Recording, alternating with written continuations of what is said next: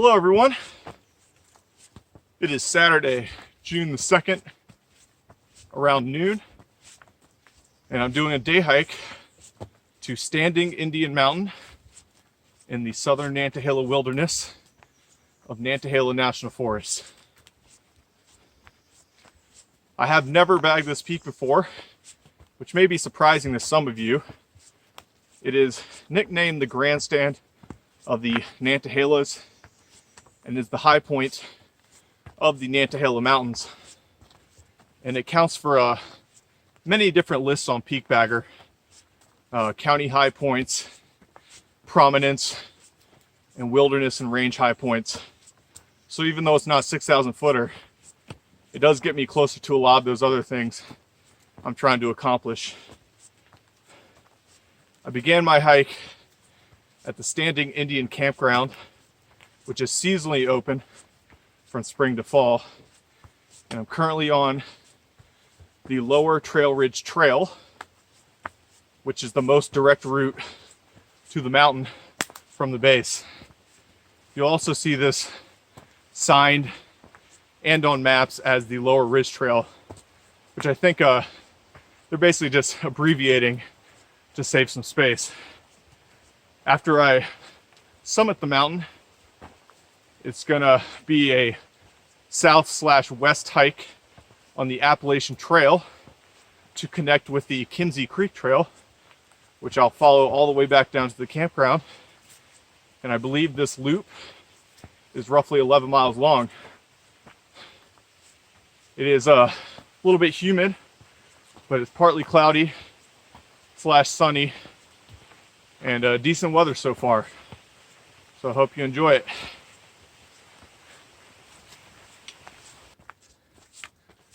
I've been hiking around 50 minutes and I've not seen one other hiker so far, which is surprising for a few reasons. The Standing Indian Campground is easily accessed from Franklin, North Carolina. It's less than 30 minutes to the parking lot. There are a lot of hikes in this area, but Standing Indian is definitely one of the main attractions. Also, it is I think National Trails Day, which typically falls on the first Saturday of June. It's a holiday I don't really like or pay attention to, but I'm glad I remembered it this year. In the past, I've gotten in trouble going to more popular destinations on National Trails Day. And I'm basically greeted at the parking lot by hundreds of people in large groups, just slowly filing their way to the main sites. I believe I made that mistake a couple of years ago to South Mountain State Park, and it was insanely packed for the first couple miles. And last year, I think I either hiked at Mount Mitchell State Park or the parkway just outside, also very crowded. So picking the wilderness was a good option. Third, this is the first decent weather we've had in a couple weeks. The last 2 weeks of May, it has rained heavily off and on throughout the mountains of North Carolina, causing a lot of problems. Landslides, flash floods, bridges and roads were washed out. There are some fatalities, lots of untreated sewage dumped into rivers, just a lot of bad stuff to deal with. It also makes for bad trail conditions. Still pretty muddy today, but I chose a hike that didn't involve a lot of creek crossings. The ones I did so far were on bridges, and I'm lucky because the Nantahala River was definitely at flood stage, flowing really fast. That wouldn't have been good to try to ford. But yeah, this forecast is a lot better than the past 2 weeks. Partly cloudy, 30% chance of rain, not too humid. I'm enjoying it so far. And it's nice that I guess no one else decided to hike this trail with me today.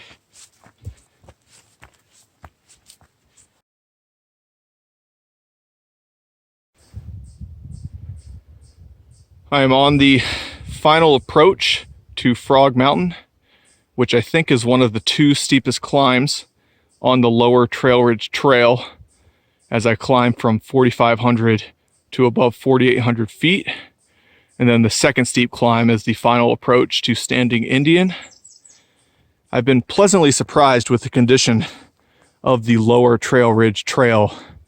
It is very easy to follow, in good condition, with hardly any deadfall, considering the past couple of weeks of rainstorms. That has definitely surprised me. It's also been blazed all the way up, and this blue paint looks pretty fresh in the past couple of years or so, which is technically against wilderness regulations, but I guess the rangers are ignoring it here. But even without the blazes, this is an easy trail to follow. And for the most part, the elevation change has been pretty gradual, except in a couple sections. And I've been following lower Trail Ridge through a very lush understory of ferns and what I would consider a second growth hardwood forest, which means all the old growth was cut down in the early 1900s, but they left the young saplings, which are now the big trees between 100 and 150 years old. I believe this is called a second growth forest and not a first growth.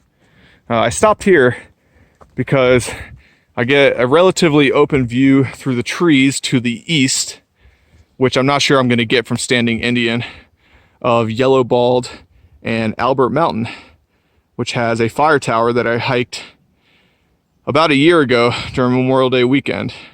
The fire tower is up there just to the left of the summit of Yellow Bald. I am somewhere around Frank Gap, which lies between Frog Mountain and Standing Indian, and I found these nice big logs for benches, so I thought I'd take a short break and show you the map. I actually brought two maps with me today. One I'm not using, which is on the left. This is the National Geographic Nantahala and Kulassaja Gorges map for Nantahala National Forest. This map has a topographic scale of 1 in 70,000, and unfortunately a lot of Nantahala National Forest does not have good topographic maps with a really good detail, so you're kind of forced to use this map and the Fontana and Hiawassee Lakes map to get around much of the national forest outside of the two large wilderness areas.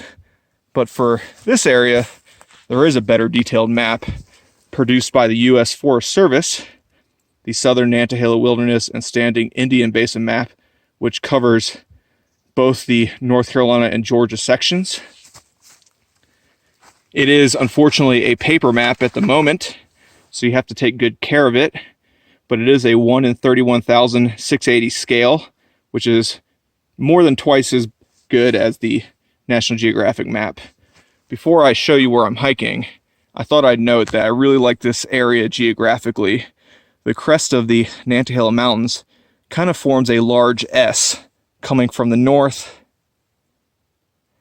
and then heading south there. And the northeast horseshoe rings around the headwaters of the Nantahala River, and the southwest horseshoe is around the headwaters of the Tallulah River. And the crest, which the Appalachian Trail follows, generally stays between 4,500 and 5,000 feet. And because of these two headwaters, there are a lot of trails that offer good day and weekend backpacking loops of all kinds. So I started at the Standing Indian Campground, which is just above 3,400 feet, and I followed the lower Trail Ridge Trail south. Although this map has good detail, the color contrast isn't the best, but you can see lower Trail Ridge, the geographic feature, labeled. And I'm on my way somewhere around here. Actually, there's Frank Gap on the map. And I probably got 1.5 miles to Standing Indian. And from there, I'm going to follow the Appalachian Trail west towards the Standing Indian Shelter and Deep Gap before I pick up the Kimsey Creek trail, which goes back to the campground. I'm above 5,000 feet on Lower Trail Ridge, and it's still hardwood forest, although smaller trees, a mixture of northern hardwoods, and instead of a fern understory, it has mostly transitioned to thorns. I'm really glad I'm not bushwhacking today. This will have been miserable to walk through with my shorts. Otherwise, very pretty, and it's cooled off a little.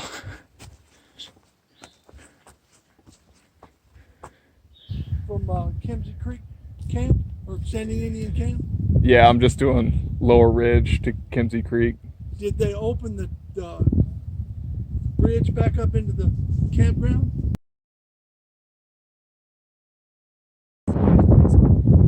Gotcha. There's only 3 of us that just graduated.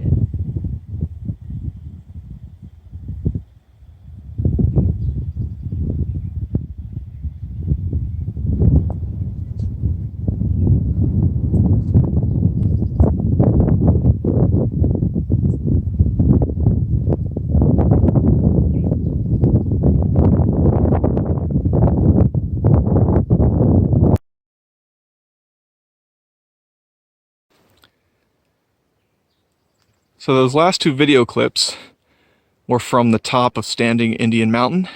I didn't do any narration because there was a very large group of high schoolers at the top, around 25 to 30, which I believe is breaking wilderness rules, which usually is no groups above 10 or 12 people can hike or camp together.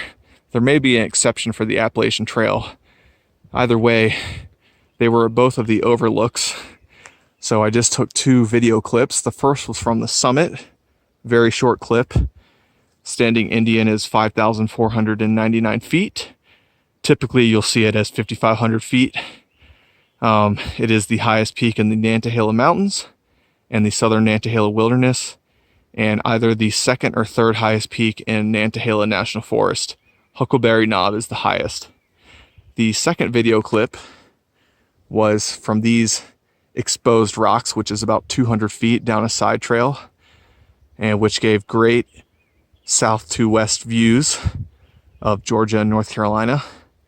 I figured I would be able to get good views from these exposed rocks that are scarred by fires in November of 2016, but those are very steep right there, and not a good place to stand.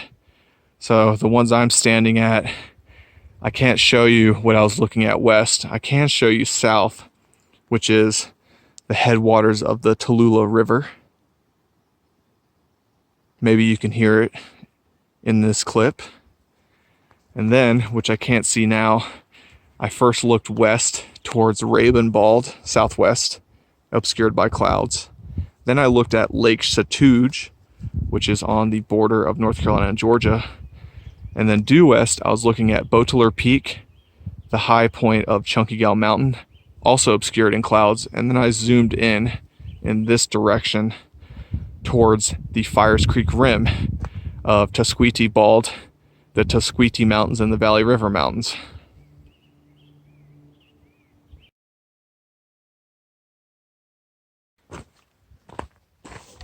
I have really enjoyed this hike so far.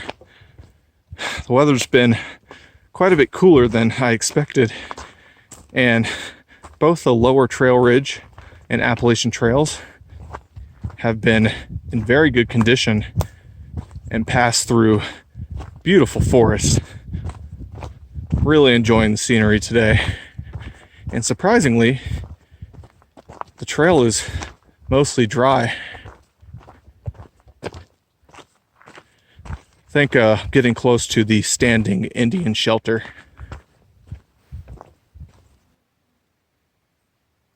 This is the Standing Indian Shelter, well below the summit, around 4,700 feet. We're just above Deep Gap. It's a pretty small shelter, but it seems to be in good shape. Only one row of bunks. I do like that the roof extends completely over this area where you can sit around and eat and hang out before you go to sleep. There is a latrine down there. There are some really good campsites at the shelter trail intersection just down there. And you can hear the water roaring. I imagine the spring is easy to fill up right now. Maybe it's piped, maybe it's not. Good area to camp. That is a new and beautiful wilderness sign.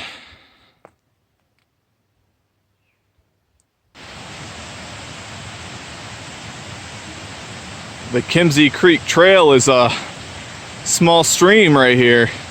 It's kind of annoying.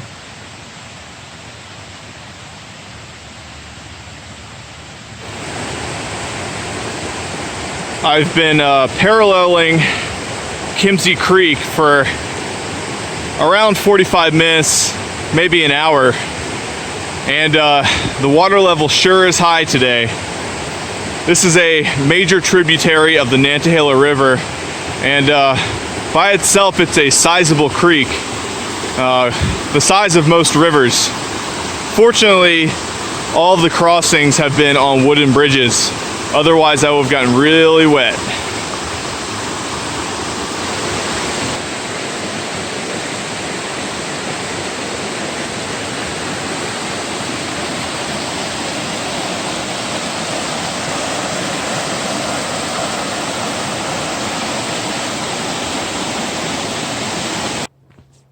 I am close to wrapping up the hike. I'm currently on the trail paralleling the group campground roads. You might be able to hear some people below. It is just after 5 o'clock, which means my hiking time will be approximately 5 hours and 45 minutes. And I didn't push myself too hard. This was a leisurely day because tomorrow is going to be tougher.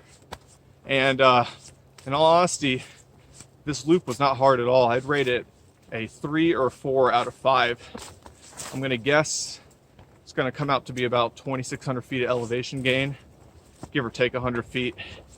And I'm not sure of the exact mileage because my GPS kept a tracking point from last week's hike.